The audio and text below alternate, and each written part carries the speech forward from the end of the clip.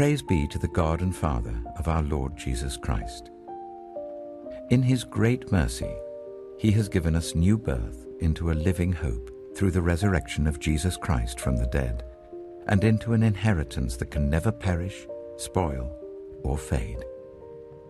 This inheritance is kept in heaven for you, who through faith are shielded by God's power until the coming of the salvation that is ready to be revealed in the last time. In all this, you greatly rejoice, though now for a little while you may have had to suffer grief in all kinds of trials. These have come so that the proven genuineness of your faith, of greater worth than gold which perishes even though refined by fire, may result in praise, glory, and honor when Jesus Christ is revealed.